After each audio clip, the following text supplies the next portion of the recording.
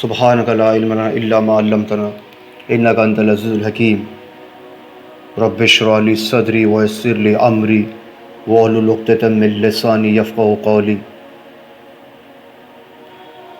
پناہ مانگتا ہوں میں شیطان مردود سے۔ شروع کرتا ہوں اللہ کے نام سے جو بڑا مہربان نہایت رحم والا ہے۔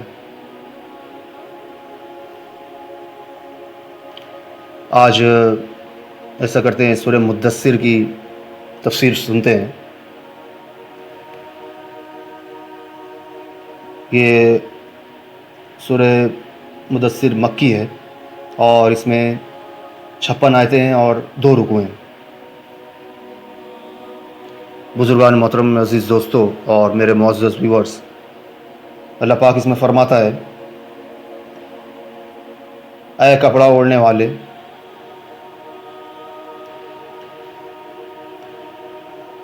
اس کی تفسیر میں آپ کو بتاتا ہوں۔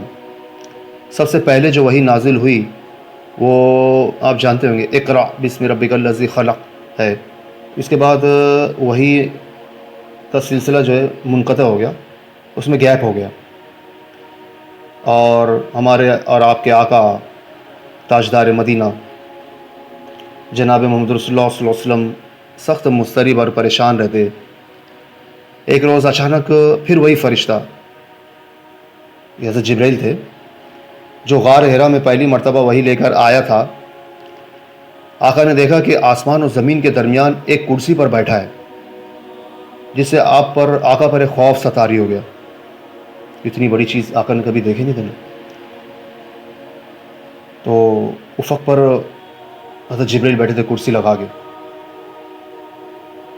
اور آقا پر ایک خوف سا طاری ہو گیا، اور گھر جا کر آقا نے گھر والوں سے کہا کہ زمبلیونی، مجھے کپڑا اڑا دو، مجھے چادر اڑا دو۔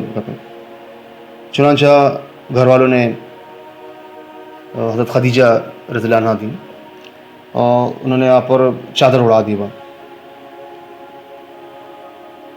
اسی حالت میں یہ وحی نازل ہوئی، اور اللہ پاک نے کتنا پیارا خطاب کیا آقا کو اسی حالت کو دیکھتے ہوئے کہ اے کپڑا اوڑھنے والے، اے کملی اوڑھنے والے، ہم کہتے ہیں نا، ثم فانذر، کھڑا ہو جا اور آگاہ کر دے۔ تو یہ پہلی وحی نازل ہوئی تھی، اس کے بعد گیپ ہو گیا تھا، اس کے بعد یہ وحی نازل ہوئی۔ اس اعتبار سے یہ دوسری وحی اور فترت وحی کے بعد پہلی وحی ہے۔ اللہ پاک فرما رہا ہے کھڑا ہو جا اور آگاہ کر دے، یعنی مشرکین مکہ کو ڈرا، مشرکین مکہ کو ڈرائیے اگر وہ ایمان نہ لائیں، اور ربک فکبر، اور اپنے ربی کی بڑائیاں بیان کیجیے، وثیابک فطہر، اپنے کپڑوں کو پاک رکھیے، یعنی دل اور نیت کے ساتھ کپڑے بھی پاک رکھیے۔ یہ حکم اللہ پاک نے اس لیے دیا کہ مشرکین مکہ جو ہے طہارت کا اہتمام نہیں کرتے تھے، جیسے ہم لوگ پانی وغیرہ لیتے ہیں نا، پانی لیتے ہیں طہارت کے لیے، تو مشرکین وہ طہارت نہیں کرتے تھے۔ وثیابک فطہر والرجز فہجر، ناپاکی چھوڑ دے، ناپاکی کو چھوڑ دیجیے، یعنی مورتیوں کی عبادت چھوڑ دے۔ یہ دراصل لوگوں کو آپ کے ذریعے سے حکم دیا جا رہا ہے، یہ دراصل لوگوں کو آپ کے ذریعے سے حکم دیا جا رہا ہے۔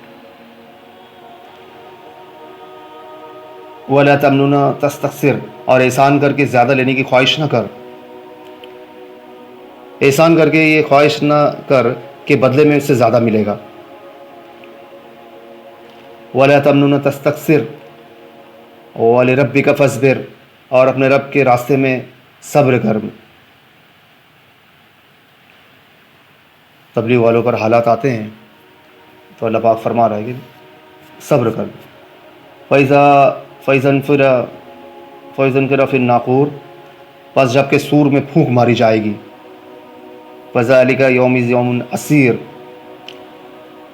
تو وہ دن بڑا سخت دن ہوگا، عَلَى الْكَافِرِينَ غَيْرُ يَسِيرٌ، جو کافروں پر آسان نہ ہوگا۔ ذرنی ومن خلقت وحیدا، مجھے اور اسے چھوڑ دے جسے میں نے اکیلا پیدا کیا ہے۔ یعنی قیامت کا دن مشرکین پر کافروں پر بھاری ہوگا، کیونکہ اس روز کفر کا نتیجہ انہیں بھگتنا ہوگا جس کا ارتکاب وہ دنیا میں کرتے رہے ہوں گے۔ یہ کلمہ وعید، دھمکی و تہدید ہے کہ اسے جسے میں نے ماں کے پیٹ میں اکیلا پیدا کیا، اس کے پاس نہ مال تھا نہ اولاد تھی، اور مجھے اکیلا چھوڑ دے، یعنی میں خود اس سے نمٹ لوں گا۔ کہتے ہیں کہ یہ ولید بن مغیرہ کی طرف اشارہ ہے۔ یہ کفر و نافرمانی میں بہت بڑا ہوا تھا، اس لیے اس کا خصوصی طور پر ذکر کیا ہے۔ واللہ اعلم۔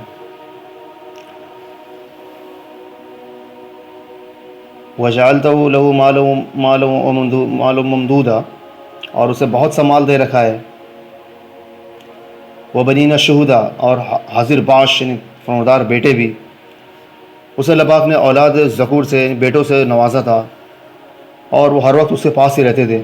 گھر میں دولت کی فراوانی تھی، اس لیے بیٹوں کو تجارت و کاروبار کے لیے باہر جانے کی ضرورت پیش نہیں آتی تھی۔ بعض کہتے ہیں یہ بیٹے 7 تھے، بعض مفسرین کہتے ہیں 12، اور بعض کے نزدیک 13 تھے۔ ان میں سے 3 جو مسلمان ہو گئے تھے، حضرت خالد بن ولید، حضرت حشام بن ولید، اور حضرت ولید بن ولید رضی اللہ عنہما۔ وَمَهَدتُّ لَهُ تَمْهِيدًا، اور میں نے اسے بہت کچھ کشادگی دے رکھی ہے، یعنی مال و دولت میں، ریاست و سرداری میں، اور درازی عمر میں۔ ثم یطمع ان ازید، پھر بھی اس کی چاہت ہے کہ میں اسے اور زیادہ دوں۔ کلا انہ کان لآیاتنا عنیدا، نہیں وہ ہماری آیتوں کا مخالف ہے، یعنی میں اسے اور زیادہ نہیں دوں گا۔ اللہ پاک فرما رہا ہے، یہ کلا کی وجہ ہے۔ عنید اس شخص کو کہتے ہیں جو جاننے کے باوجود حق کی مخالفت اور اس کو رد کرے۔ سأرهقہ صعودا، عنقریب میں اسے ایک سخت چڑھائی چڑھاؤں گا۔ انہوں فکر وقدر، اس نے غور کر کے تجویز کی، یعنی ایسے عذاب میں مبتلا کروں گا جس کا برداشت کرنا نہایت سخت ہوگا۔ بعض کہتے ہیں جہنم میں آگ کا پہاڑ ہوگا جس پر اس کو چڑھایا جائے گا۔ ارحاقن کے معنی ہے انسان پر بھاری چیز لاد دینا۔ اس نے غور کر کے تجویز کی، یعنی قرآن کریم اور نبی کریم صلی اللہ علیہ وسلم کا پیغام سن کر اس نے اس امر پر غور کیا کہ میں اس کا کیا جواب دوں، اور اپنے دل میں اس نے وہ تیار کیا۔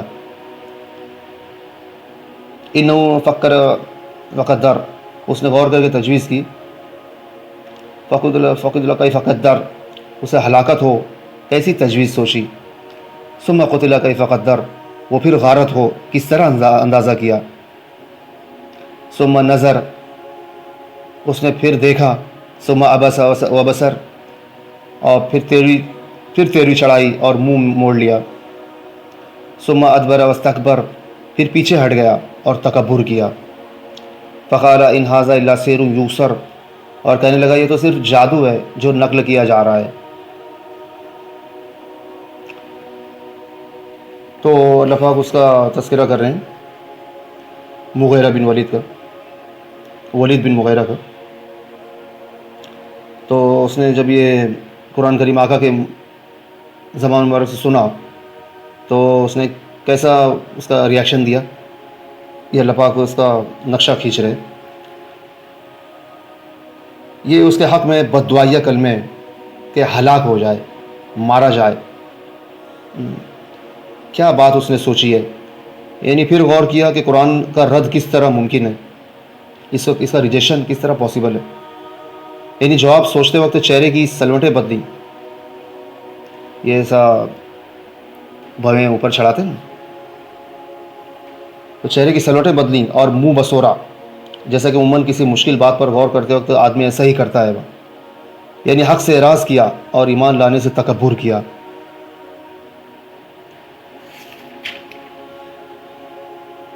ان ھذا الا قول البشر، تو اس نے کیا کہا کہ یہ تو صرف جادو ہے جو نقل کیا جاتا ہے، سوائے انسانی کلام کے کچھ بھی نہیں۔ یعنی محمد جو کسی سے سیکھ آیا اور وہاں سے نقل کر لایا ہے اور دعویٰ کر دیا کہ اللہ کا نازل کردہ ہے۔ نعوذ باللہ. سأملیہ سقر ان ھذا الا قول البشر. سأصلیہ سقر، میں عنقریب اسے جہنم میں ڈال دوں گا. جہنم کے ناموں یا درجات میں سے ایک نام سقر بھی ہے. وما ادراک ما سقر، اور تجھے کیا خبر کہ جہنم کیا چیز ہے. لا تبقی ولا تذر، نہ وہ زندہ رکھتی ہے اور نہ مارتی ہے.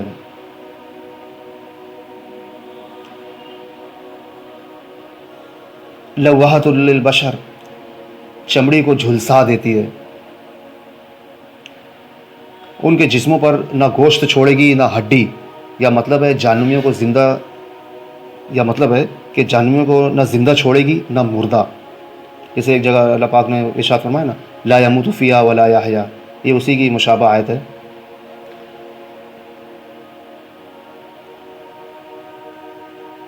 علیہ 19، اور اس میں 19 فرشتے مقرر ہیں.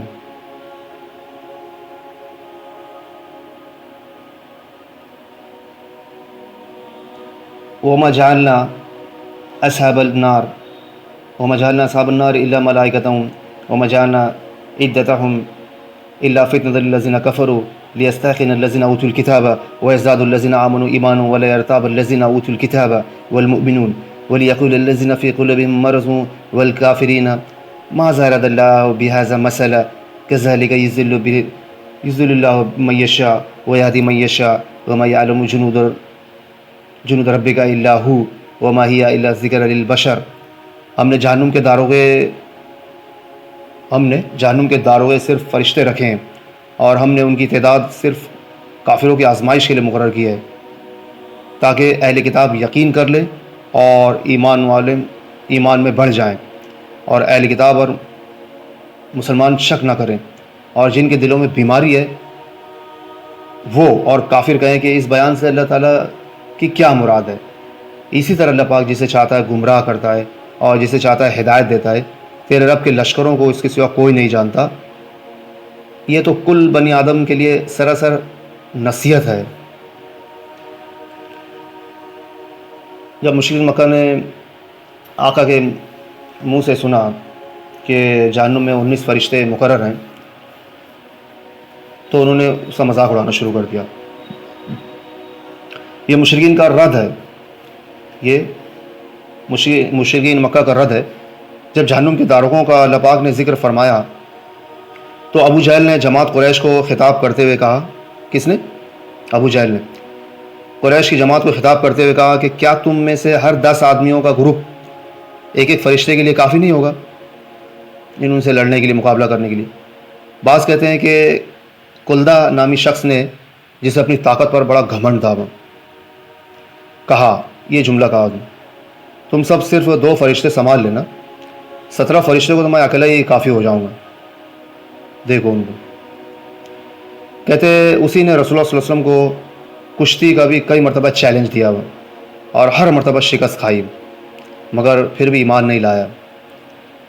کہتے ہیں کہ اس کے علاوہ رکانہ بن عبد یزید کے ساتھ بھی آقا صلی اللہ علیہ وسلم نے کشتی لڑی تھی، لیکن وہ شکست کھا کر مسلمان ہو گئے تھے. کون؟ رکانہ بن عبد یزید. مطلب یہ ہے کہ یہ تعداد بھی ان کے مذاق یعنی آزمائش کا سبب بن گئی. فتنے میں پڑ گئے وہ تعداد سن کے. یعنی جان لیں کہ یہ رسول برحق ہے اور اس نے وہی بات کی ہے جو پچھلی کتابوں میں بھی درج ہے. اہل کتاب جان لے کہ رسول برحق ہے اور اس نے وہی بات کی ہے جو پچھلی کتابوں میں بھی درج ہے، کہ اہل کتاب نے ان کے نبی کی بات کی تصدیق کی ہے.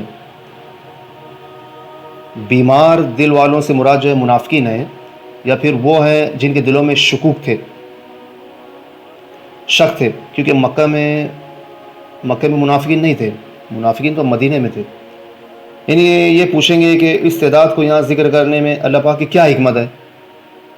یعنی گزشتہ گمراہی کی طرح جسے چاہتا ہے گمراہ اور جسے چاہتا ہے رایاب کرتا ہے. اس میں جو حکمت بالغہ ہوتی ہے اسے صرف اللہ ہی جانتا ہے. یہ کفار مشرکین سمجھتے ہیں کہ جہنم میں 19 فرشتے ہی تو ہیں جن پر قابو پانا کون سا مشکل کام ہے. لیکن ان بیوقوفوں کو معلوم نہیں کہ رب کے لشکر تو اتنے ہیں، رب کے لشکر تو اتنے ہیں کہ جنہیں اللہ پاک کے سوا کوئی جانتا ہی نہیں۔ صرف فرشتے ہی اتنی تعداد میں اللہ پاک نے پیدا کیے ہیں کہ 70,000 فرشتے روزانہ اللہ پاک کی عبادت کے لیے بیت المعمور میں داخل ہوتے ہیں۔ بیت المعمور آپ جانتے ہیں نا، ہمارا جو کعبۃ اللہ ہے، بیت اللہ جو ہے زمین پر، اسی کے ایک دم اسٹیٹ ٹاپ پر جو ہے، ساتویں آسمان پر جو ہے ایک اور کعبہ ہے، اسی کے ایک دم رو میں کیو میں اسٹیٹ اوپر ساتویں آسمان پر ایک اور کعبہ ہے، تو اس کا نام، اس کو بیت المعمور کہتے ہیں۔ تو جیسے ہم یہاں پہ دنیا میں طواف کرتے ہیں نا مسلمان، اللہ کے گھر کا، بیت اللہ کا، تو وہاں پر وہ اس گھر کا طواف جو ہے بیت المعمور کا فرشتے طواف کرتے ہیں وہاں کا۔ تو اتنے فرشتے اللہ پاک نے پیدا کیے کہ 70,000 فرشتے روزانہ اللہ پاک کی عبادت کے لیے بیت المعمور میں داخل ہوتے ہیں، اس سے طواف کرتے ہیں۔ پھر قیامت تک ان کی باری نہیں آئے گی، قیامت تک ان کی باری نہیں آئے گی۔ تو سوچو پھر آپ اندازہ لگا لو اللہ پاک نے کتنے فرشتے پیدا کیے اور اللہ پاک کے لشکر کتنے ہیں۔ یہ جہنم اور اس پر مقرر فرشتے انسانوں کو، یہ جہنم اور اس پر مقرر فرشتے انسانوں کی پند و نصیحت کے لیے ہیں کہ شاید وہ نافرمانیوں سے باز آ جائیں۔ کلا، یہ اہل مکہ کے خیالات کی نفی ہے، یعنی وہ جو سمجھتے ہیں کہ ہم فرشتوں کو مغلوب کر لیں گے، ہرگز ایسا نہیں ہوگا۔ وہ فرشتے ہیں، کوئی ہماری تمہارے جیسا انسان نہیں ہو۔ قسم ہے چاند کی اور رات کی جب وہ پیچھے ہٹنے یعنی جانے لگے۔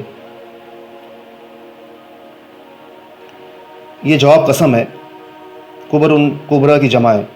3 نہایت اہم چیزوں کی قسموں کے بعد اللہ پاک نے جہنم کی بڑائی اور ہولناکی کو بیان کیا ہے، جس سے اس کی بڑائی میں کوئی شک نہیں رہتا۔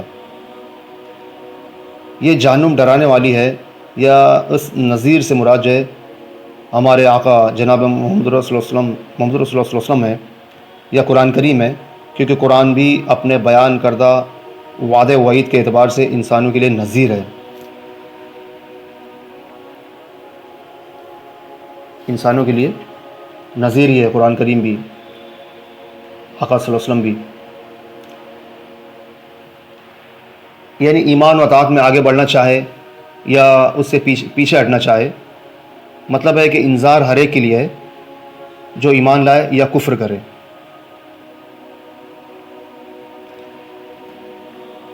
ہر شخص اپنے اعمال کے بدلے میں گروی ہے، رہن گروی رکھنے کو کہتے ہیں، یعنی ہر شخص اپنے عمل کا گروی ہے، وہ عمل اسے عذاب سے چھڑا لے گا اگر نیک ہوگا، یا اسے ہلاک کرا دے گا اگر وہ بد ہوگا۔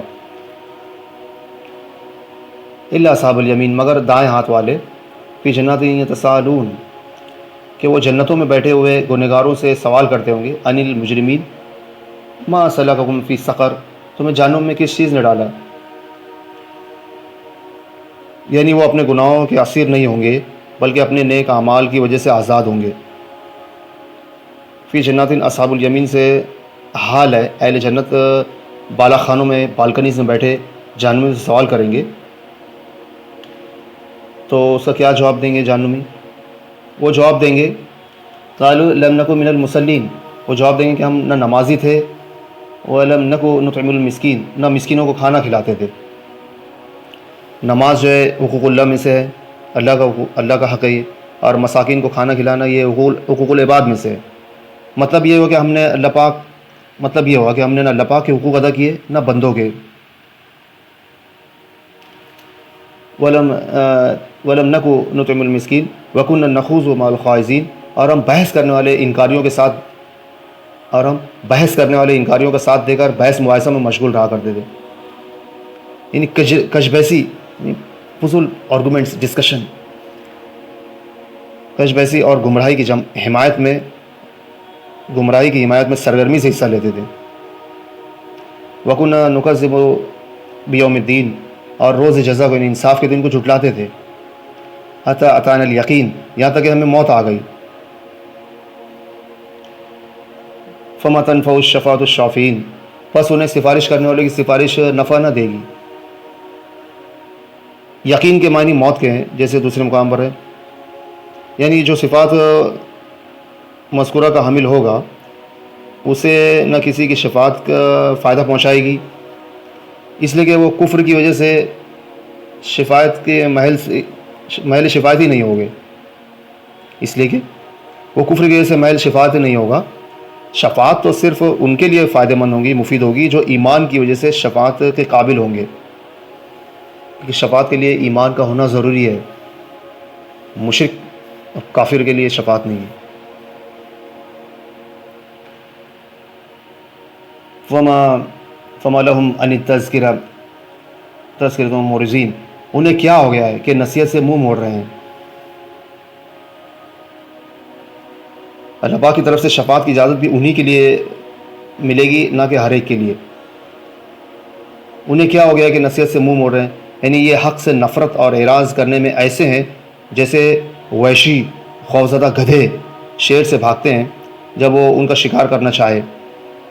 قسورہ بمعنی شیر، بعض نے جو ہے تیر انداز معنی بھی کیے ہیں، کأنہم حمر مستنفرہ